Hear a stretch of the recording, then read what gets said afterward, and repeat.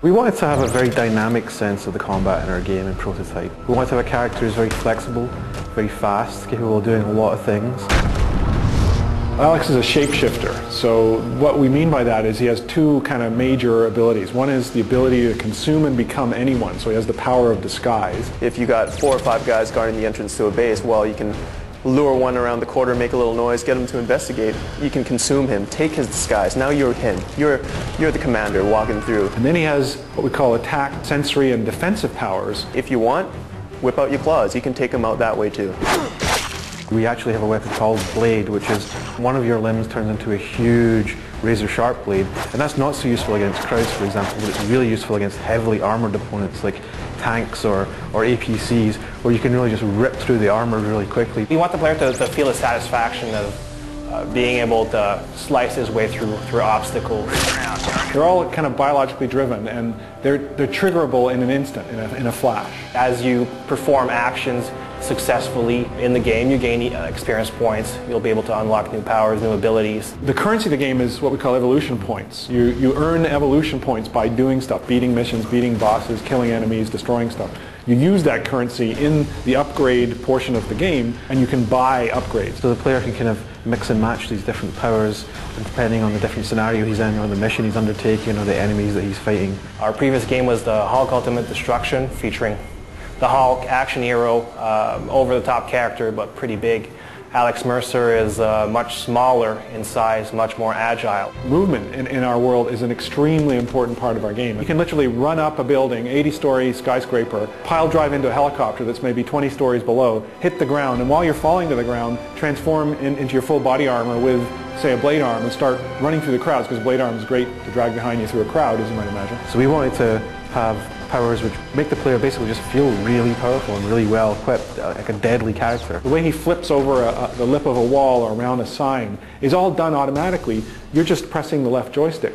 You know, you could have a cube van that's exploded and it's flipping 100 feet in the air on fire, and you can parkour up that. Well, if you're a regular soldier, you're just not going to be able to take that sort of thing on. With this game concept that we have for Prototype, with this character that we have a character who is extremely powerful and literally can be a one-man army. We did that because this game's about heavy-duty combat.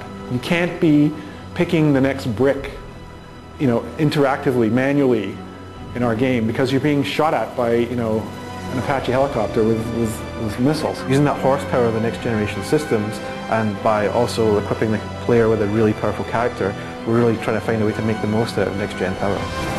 Contact over.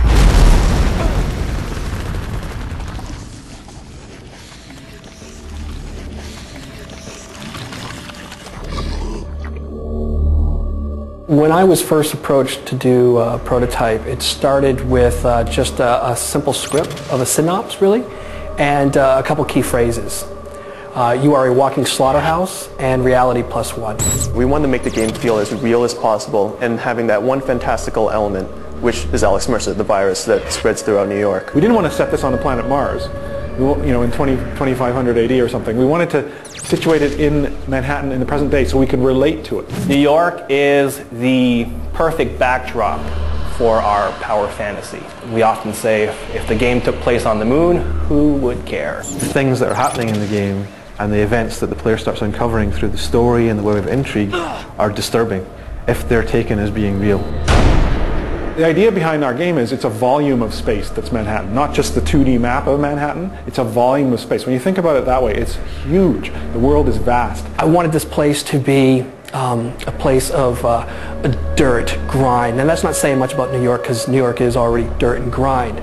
But let's really trash it up. Unions are on strike. Trash is everywhere. Dumps are just filled. We had teams of artists going there. We took thousands upon thousands of digital pictures for reference. There's corruption in the politics. There's corruption in people, the banking system. The game is set in a backdrop of reality. The world has to look realistic. Okay, I'm going to put more trash here. I'm going to put a little bloodstream down here. There was a fight. People are getting mugged. We wanted to make it feel like you could look at a screenshot of the game and go, wow, that could be real. You know, I could be there. The palettes, the tonal, the color choices are also reflecting that. They've got a limited range, create a certain set of moods. The color palette to this, it was very massive to plan out, because you have thousands of pedestrians, you have hundreds of cars. Every building there has a character to its own. Making a world that not only looks like New York but is fun to run around in with those kinds of movement abilities is really tricky from a level design perspective as well as an artistic perspective. Alex is a product of its environment, and the environment is a product of Alex. So as I started to understand from the designers what Alex's capabilities are, that really helped focus our city a little bit more. How tall these buildings are going to be, how far apart they're going to be. Alex is fast, his locomotion is quick. So I wanted to give him some running space. I wanted to give Alex runway usage, you know, because he can also jump very far. I think we pulled it off. It's an interesting combination of AI and animation and world art.